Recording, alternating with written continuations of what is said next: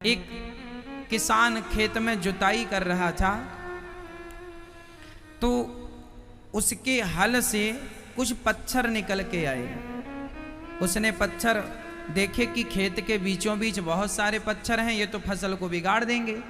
तो उसने एक टोकनी में सारे पत्थर भरे और किनारे बैठ गया। वहाँ बहुत बड़ा सरोवर था, वहाँ बैठा और एक एक पत्थर वो सरोवर में फेंकता गया।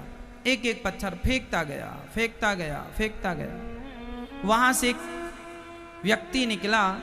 उसने कहा, भाई ये क्यों फेंक रहे हो, जानते हो इसकी कीमत क्या है? उसने कहा, भाई खेत के बीच में पत्थर थे, फसल को बिगाड़ते, फेंक रहा हूं, खेत साफ कर रहा हूं। उसने कहा, मैं जौहरी हूं, मैं जानता हूं कि जिसे तुम पत्थर समझकर फेंक रहे हो वह हीरा है। ऐसा हीरा दुनिया में कहीं नहीं। हमने आप लोगों को केवल भक्ति, ज्ञान और वैराग्य की बातें नहीं, अपितु हमने प्रकृति के संरक्षण के लिए भी आपसे बात की कि वृक्ष लगाओ और जल बचाओ। इन दोनों के बारे में हमने आपसे खूब चर्चाएं की हैं। किस प्रकार हमारे देश में नदियों को शुद्ध किया जा सकता है, किस प्रकार हमारे देश में रोजगार को बढ़ाया जा सकता है। पुरानी कथाओं में हमने हर विषय पर आप भारतवासियों से वार्ता की है, बात की है, डिस्कस किया है। आपसे हर मुद्दे पर हमने आपसे बात की है, हर विषय पर हमने अपनी बुद्धि के अनुसार प्रकाश डाला है। मैं वही चिड़िया हूं, जितना पानी मेरी चोंच में आता है मैं डाल देता हूं। मुझे ये नहीं पता होता कि इस चोंच के पानी से आग बुझेगी कि नहीं, आग बुझेगी कि नहीं ये तो मुझे नहीं पता, लेकिन मैं अपना प्रयास जारी रख रहा हूं, मैं अपना कर्म करता हूं। कर्मण्येवाधिकारस्ते मा फलेषु कदाचन। भगवान कहते हैं तू अपना कर्म कर, आगे मैं बैठा हूं कि क्या करना है। ये दास अनिरुद्ध ने इन 31 वर्षों में आप सभी की सेवा, इन 31 वर्षों में 225 माताएं, इन वृद्ध माओं को जिनका कोई सहारा नहीं था, उन माओं को सहारा मिला है, उन माओं को रहने की व्यवस्थाएं मिली हैं, खाने को भोजन मिला है, आप सभी का प्यार मिला है। इन 31 वर्षों में ये हुआ है। इन 31 वर्षों में यहां गौरी गोपाल जी की रसोई में अभी तक वृंदावन में कोई आता था तो उसके भोजन की व्यवस्था सुलभ नहीं थी, पैसों से भोजन मिलता था। लेकिन अब बिहारी जी ने ये दास अनिरुद्ध को आज्ञा दी, अब वृंदावन में कोई भी आ जाए, कितने भी लोग आए, 10,000 आए, 20,000 आए, 50,000 लोग आए, सबका भोजन फ्री गौरी गोपाल जी की रसोई में। इन 31 वर्षों में आने वाले हर यात्रियों का, हर तीर्थ यात्रा, हमारे हिंदू धर्म में कहते हैं तीर्थ यात्रा करने जो गया है उस तीर्थ यात्री को आपने एक रोटी भी खिला दी है तो वह पुण्य का काम है। बस ये दास अनिरुद्ध ने इन 31 वर्षों में यह संकल्प लिया है कि वृंदावन धाम में आया हुआ कोई भी व्यक्ति गौरी गोपाल जी के दरवाजे आएगा तो उसे भोजन जरूर मिलेगा। ये 31 वर्षों का मैं हिसाब दे रहा हूं आपको, ये मेरा हिसाब है 31 वर्षों का। आप पूछेंगे कि आपने 31 वर्ष में क्या किया, तो मैं आपको कह सकता हूं कि आप सभी के चरणों की धूल मैंने मस्तक से लगाई है इन 31 वर्षों में, और आप सभी के अंदर सोई हुई भक्ति को जगाने का प्रयास किया गया है इन 31 वर्षों में। प्रिय भक्तों, अब ये तो रहे 31 वर्षों की बातें, अब आगे कितने वर्ष और हैं मेरी जिंदगी के शेष ये तो मुझे नहीं पता, पर आप ऐसा आशीर्वाद दीजिएगा कि जब तक ये सांस रहे तब तक इसी प्रकार आप सभी भारतवासियों की सेवा करता रहूं, भारत माता की सेवा करता रहूं, वृद्ध माओं की सेवा करता रहूं और उन बच्चों को प्रेरणा देता रहूं कि जो बच्चे अपनी माँ को घर से निकालते हैं कि बेटा माँ की सेवा आपको मैं ये बताते हुए मुझे आज अच्छा लग रहा है कि यहाँ पर यदि 200 माताएं रहती हैं तो लगभग 200 ही ऐसी माताएं हैं जिनके बच्चे बेटा या बेटी आकर अपनी माँ को ले जा चुके हैं। महाराज जी गलती हो गई, मेरा हृदय परिवर्तित हो गया। लगभग 200 बेटा और बेटियां ऐसी हैं जिनमें 200 माताएं यहाँ आई, कुछ दिन रहीं, उनके बेटों ने कथा सुनी, उनका हृदय परिवर्तित हो गया कि मैं अपनी माँ के साथ गलत किया हूँ, उसको लाके माँ को सेवा करनी चाहिए। ऐसे बच्चे लगभग 200 बच्चे अपनी माँ को ले जा चुके हैं। तो 200 माँओं के जाने के बाद यहाँ लगभग अभी वर्तमान में 225 माताएं हैं। तो लगभग 200 बेटों का यदि हृदय परिवर्तित हो गया, यदि हमने 200 लोगों का भी हृदय परिवर्तन कर दिया कि माँ के प्रति वो जाग गए, जो अपमान करके निकाल चुके थे आज वही सम्मान से ले गए, तो 200 लोगों को भी जिंदगी भर में आप जगा देंगे तो भी कल्याण है। ये आपसे कहता हूं, इसलिए कम से कम एक को भक्त, आपसे मेरी एक प्रार्थना है, आप लोग कम से कम एक व्यक्ति को भक्त जरूर बनाइएगा, कम से कम एक व्यक्ति को भगवान से जरूर जोड़ दीजिएगा। कम से कम एक को, कम से कम भगवान पूछेंगे कि तूने क्या किया, मैंने तुझे संसार में भेजा था तो मैं हिसाब दूंगा ना। जैसे आज मैं 31 वर्षों का हिसाब आपको दे रहा हूं, ऐसे मुझे यहां से जाने के बाद भगवान को भी हिसाब देना है।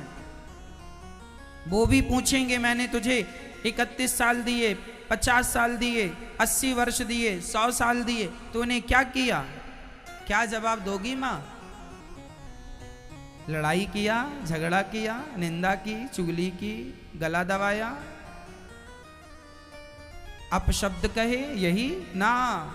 हिसाब हमसे भी और आपसे भी मांगा जाएगा, तैयार रहिएगा। आज भागवत जी की पावन कथा को श्रवण करने के लिए परीक्षित बन करके हमारी मैया किरण गुप्ता जी, पुत्र अंकित गुप्ता जी, पुत्र वधू आकांक्षा गुप्ता जी, माँ ओमवती गुप्ता जी, भाई अतुल कुमार गुप्ता जी, भाभी प्रियंका गुप्ता जी, शाहजहांपुर यूपी से एक बार सुंदर तालियां मैया किरण मैया के लिए, इनके समस्त परिवार के लिए परीक्षित बन करके आप कथा का रसपान करते हुए अपने आप जीवन को सफल बना रही हैं। आइए चलते हैं भगवान की कथा की ओर। आप सभी का बहुत बहुत धन्यवाद। आज हमने फेसबुक में, व्हाट्सएप में जब देखा तो आप सभी के मैसेज आए थे, आप सभी ने बहुत बहुत बधाइयाँ दी हैं। तो जिन भक्तों ने बहुत बहुत बधाइयाँ दास अनिरुद्ध के जन्मदिन पर दी, आप सभी का बहुत बहुत हृदय से धन्यवाद, बहुत बहुत धन्यवाद। आप लोगों का मैं धन्यवाद कैसे करूं, शब्दों से नहीं किया जा सकता। बहुत बहुत थैंक यू, आपका धन्यवाद। आप सभी का आशीर्वाद बना रहे और आप सभी यही आशीर्वाद दीजिएगा कि मैं यूं ही आप सभी की सेवा करता रहूं। और आप सभी का पुनः बारंबार धन्यवाद। बहुत सारी माताएं आज केवल जन्मदिन की बधाई देने के लिए आई हैं। बहुत सारे लोग आज टीवी के माध्यम से केवल इसलिए कथा सुन रहे हैं कि इसी बहाने जन्मदिन की बधाई देंगे। तो जो टीवी के माध्यम से सुन रहे हैं, आप सभी को भी बहुत बहुत धन्यवाद। जो यहाँ मातृशक्ति भगवत भक्त आए हैं, आप सभी का भी बहुत बहुत धन्यवाद। सबका हृदय से आभार। आइए चलते हैं पावन कथा में। सच्चिदानंद रूपाय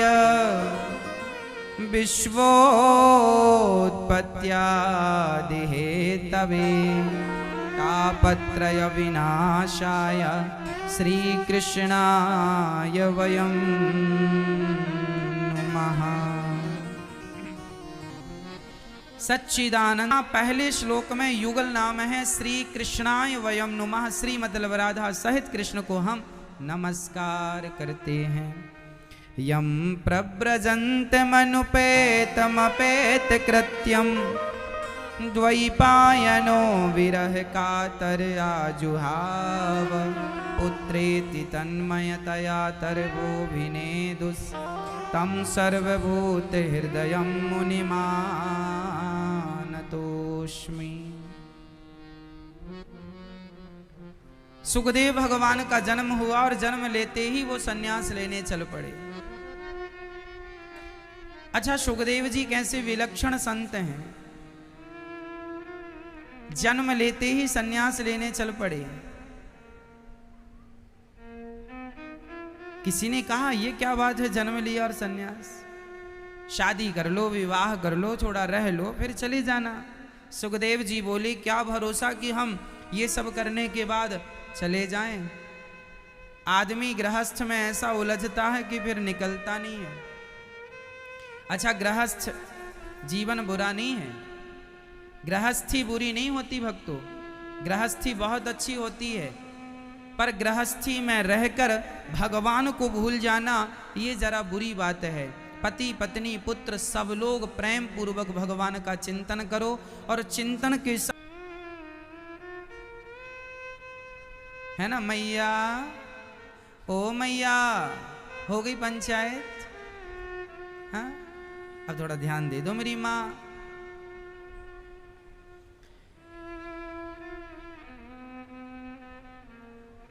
गोरा कुम्हार, इतने लोग,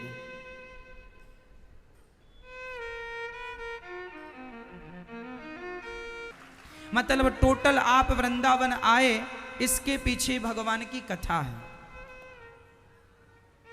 इसके पीछे कौन है? भगवान की कथा। इसका अर्थ यही हुआ कि कथा ना होती तो बिहारी जी के दर्शन की उत्कंठा ना होती। दर्शन की ये जो आपकी उत्कंठा है, दर्शन की ये जो चाहत है, दर्शन की जो लगन है, लालसा है, ये लालसा किसने जगाई? कथा ने। इसका अर्थ यही है कि यदि ये कथा आपके अंदर भगवान से मिलने की लालसा जगाती है, और आप यदि वृंदावन तक पहुंच के बिहारी जी का दर्शन करते हैं, तो विश्वास रखिए यदि इस कथा ने आपको बिहारी जी से मिलाया है, तो यही कथा आपको भगवान के धाम पहुंचाएगी, यही कथा पहुंचाएगी।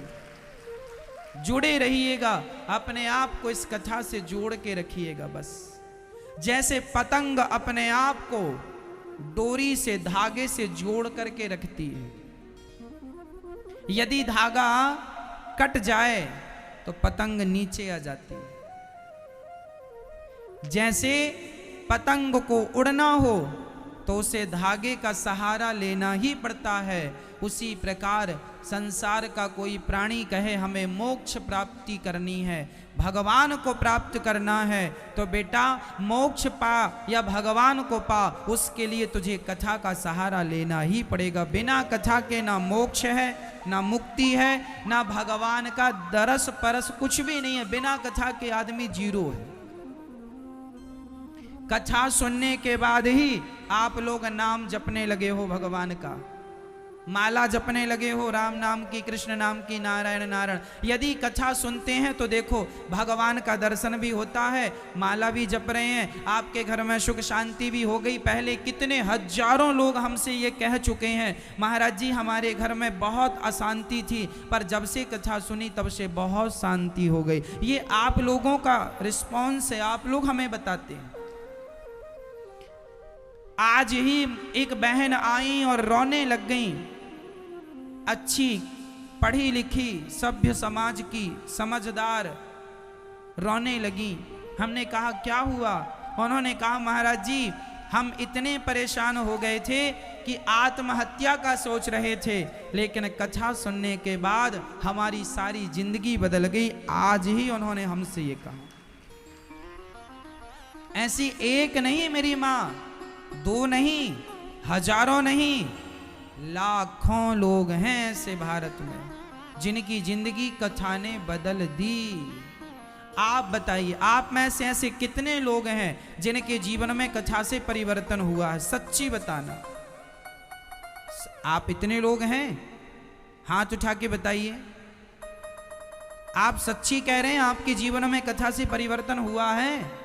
यदि आपके जीवन में परिवर्तन हुआ है तो औरों को जरूर बताइएगा, ताकि उनका जीवन भी परिवर्तित हो जाए, उनके जीवन का भी अंधकार मिट जाए। ये कथा का प्रभाव है, ये हम नहीं कह रहे हैं, ये कथा का प्रभाव। ये जो भागवत है ना, ये प्रत्यक्ष भगवान है। ये जो वाणी आप सुन रहे हैं, ये भगवान की वाणी सुन रहे हैं। माध्यम हम हैं, माध्यम ये अनिरुद्ध हो सकता है, पर ये भागवत तो भगवान की वाणी है ना। गीता आप कहो या हम कहें, लेकिन गीता वाणी किसकी है? गीता वाणी किसकी है? भगवान की। तो ये जो आप भागवत सुन रहे हैं, ये हमारी वाणी नहीं है। हम तो न्यूट्रल हैं, जीरो हैं। हमारे द्वारा परमात्मा की ये वाणी ही आप श्रवण कर रहे हैं। मेरी ताकत नहीं कि मैं आपको सुना सकूं, समझा सकूं। ये विधाता ही इस रूप में, इस भाव में आपको सुना और समझा रहे हैं। तो ये वाणी ईश्वर की वाणी है, श्याम सुंदर की वाणी है। कैसी कथा हो? कृष्ण प्राप्ति करम शाश्वत साधनम तत्वदाधुना। एक बार ये जो कथा आप लोग सुनने बैठी हो ना मेरी माँ, एक बार यही कथा राजा परीक्षित को सुखदेव जी सुना रहे थे शुकताल में। शुकताल गंगा का किनारा, शुकताल में एक वृक्ष के नीचे छांव में सुखदेव भगवान कथा परीक्षित को सुना रहे थे। तभी देवराज इंद्र आए और इंद्र ने कहा कि ये कथा हमें सुना दो और स्वर्ग का अमृत राजा परीक्षित को पिला दो। सुखदेव जी ने कहा क्यों पिला दें परीक्षित को अमृत? बोले ये अमर हो जाएंगे ना, 7 दिन बाद मरना है, और हमें ये कथा रूपी अमृत पिलाओ। तो सुखदेव जी ने राजा परीक्षित से पूछ लिया, क्यों परीक्षित, आपको स्वर्ग का अमृत पीना है कि कथा अमृत पीना है? परीक्षित ने कहा प्रभु स्वर्ग का अमृत पीऊंगा तो 2 मिनट में पी जाऊंगा, उसका स्वाद 2 मिनट का है। भाई आप 1 गिलास पानी कितने मिनट में पी लेते हैं? 1 गिलास पानी को पीने में मुझे लगता है 10 सेकंड का भी वक्त नहीं लगता होगा, हाँ या ना? 10 सेकंड से भी कम वक्त में लोग पानी 1 गिलास पी सकते हैं। तो स्वर्ग का अमृत यदि मैं 1 घड़ा भी पीऊंगा तो ज्यादा से ज्यादा 5 मिनट का सुख है। लेकिन ये कथा तो जब तक मेरे प्राण नहीं निकल जाते तब तक ये कथा मुझे सुख देती रहेगी, सुख देती। इसलिए मुझे स्वर्ग का अमृत नहीं, मुझे कथा अमृत। तब कथा अमृतम तप्त जीवनम। ये कथा अमृत है, ऐसा गोपियां गोपी गीत में गा रही।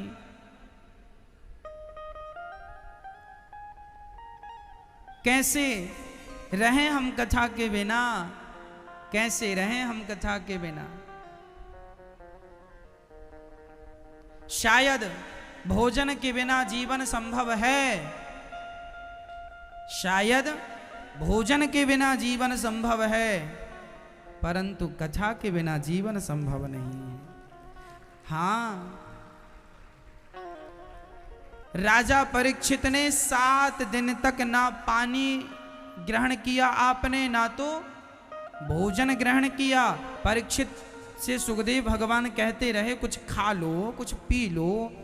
सुखदेव भगवान से परीक्षित कहते हैं प्रभु कथा ही भोजन और पानी दोनों की पूर्ति कर रही है, इसलिए कथा ही हमें पीने दो, कथा ही पीने दो। कथा अमृत है, पीने दो, पीने दो। स्वर्ग के अमृत से कहा, स्वर्ग का अमृत स्वर्ग दे सकता है, पर कथा अमृत तो भगवान का धाम दे सकती है। इसलिए स्वर्ग के अमृत से कथा करोड़ों अरबों खरबों गुना श्रेष्ठ है। स्वर्ग में तराजू बांधी गई, एक पलड़े पर भागवत जी को रखा गया, दूसरे पलड़े पर स्वर्ग के तमाम सुखों को रखा गया। तौल कर देखा गया भारी कौन है, पता चला भागवत सबसे भारी है। भागवत से इंद्र ने कहा आप में क्या है, तब भागवत से भगवान प्रकट हो गए। बोले भागवत तो मैं स्वयं हूं, प्रत्यक्षः कृष्ण एव ही, भगवान ही भागवत है, भगवान ही भागवत। इसलिए लोग अपने पूर्वजों के निमित्त पोथी पाठ कराते हैं ताकि उनके पूर्वजों को शांति मिल जाए, उनका कल्याण हो। भागवत जी सब प्रकार से, सब प्रकार, क्योंकि भागवत भगवान है, सब प्रकार से भागवत जी मंगल करती हैं। जो जिस इच्छा से भागवत श्रवण करता है भागवत जी वह इच्छा पूरी करती हैं। बस इच्छा आप कर लीजिए, भागवत जी उसे पूरा कर देंगी। भक्तों, अभी ये कथा आज से चालू हुई है, पोथी पाठ भक्तों ने बिठाए हैं। अभी इसके बाद फिर पोथी पाठ है। इस कथा के बाद, इस कथा के बाद ये कथा 3 तारीख को पूरी होगी, 3 को होगी। आज कौन सी तारीख है? शायद 3 को होगी। 5 तारीख से फिर पोथी पाठ, क्योंकि अमावस्या आ रही है और कहते हैं कि अमावस्या के दिन जो लोग अपने पूर्वजों की तिथि भूल जाते हैं, जो लोग अपने पूर्वजों की मृत्यु की तिथि भूल जाते हैं कि हमारे पूर्वज कब मरे थे, तो फिर आप लोग यदि तिथि भूल जाएं तो उनके नाम का श्राद्ध, उनके नाम का पिंडदान, उनके नाम का पुण्य कब करें? फिर अमावस्या की तिथि होती है। अमावस्या के दिन जिन्होंने अपनी तिथि भुला दी है, आपको अपना गोत्र पता नहीं, पूर्वजों का नाम गोत्र कुछ पता नहीं, तिथि नाम गोत्र कुछ पता नहीं, तो केवल उनके नाम का भाव बना लेकर के, उनका भाव, उनका स्मरण करके, उनका भाव बनाकर यदि आप भागवत जी की पोथी कराते हैं तो भागवत जी उन्हें मुक्त कर देती हैं। धुंधकारी जैसा पापी भागवत जी से मुक्त हुआ। अभी इस कथा के बाद फिर पोथी पाठ है। आप अपने पूर्वजों के निमित्त पोथी पाठ करा सकते हैं। तारीख कन्फर्म हम कल आपको बता देंगे। प्रिय भक्तों,